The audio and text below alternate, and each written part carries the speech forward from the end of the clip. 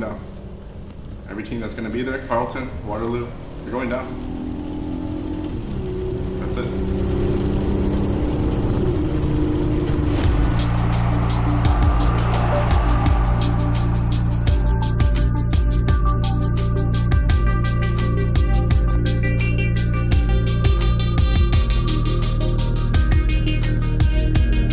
I'm by definition non-normal. Greg Flay, imagine you're on the basketball team. You're wearing like a fucking ascot. Huh? You're wearing like an ascot scarf. Like, come on, dude. Actually, I think that's a I have finals tomorrow and 2 finals on Friday. I get this done. I get this done, dude.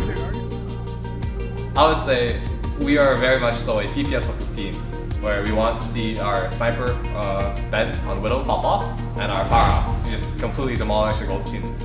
When people look for scrim blocks against us, they don't particularly want to play against us. And that is because we have an insane fire player, and they'll never believe that that's good practice. They want to typically practice their goats versus goats. And because we are very much so a fire team, they find no value in practicing against something that counters them, while at the same time does not exercise their goats versus goats at all. Our captain, David Hoyne, aka Dimes, he is our projectile DPS player. He is, in a way, the star of the team. You know, he is truly a great player in every sense of word. He is committed, he is dedicated. He most certainly showcased his skill on the playing field. Oh, I got like that. Oh my god. Come on. Michael, nicknamed FSR. He is an interesting character.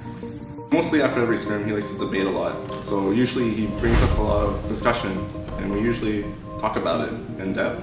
And it usually helps us improve a lot. Quite a bit, actually. And then we have our main tank, Andre, also known as Little Big Hobo.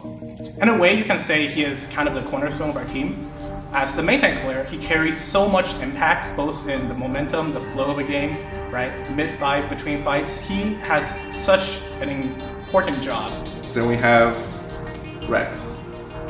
His in-game name is Armorose, and honestly, I see this guy as his best friend.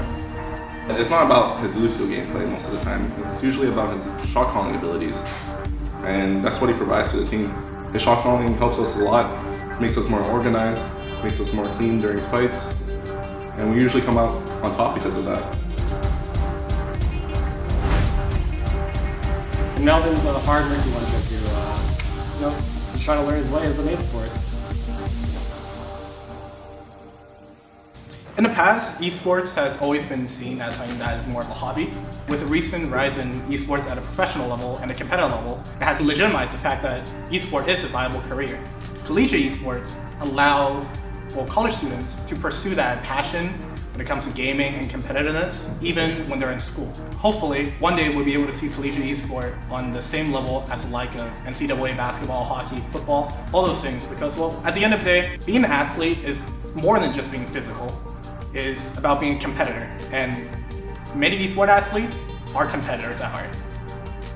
To win, you gotta be able to improve, right? And the only way to improve is to just talk it out. That's what my team's pretty good at. We're pretty good at talking it out. Post-game rituals, we just talk. Talks about our problems, talk about everything. We just talk. Our post-game rituals?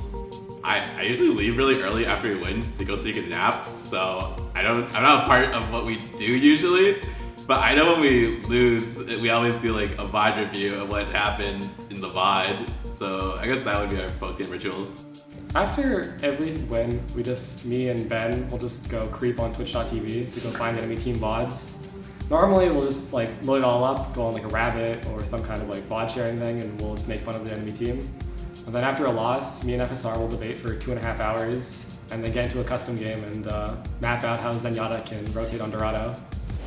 Collegiate esports is important to me because without it, I wouldn't have met all these wonderful people in my life. Every single one of my teammates, they mean a lot to me, and without playing with them, without scrimming with them every day, without collegiate esports, I wouldn't have met them at all. Brought valuable friends to my life. People that I can trust, people that mean a lot to me. This means a lot. So thank you.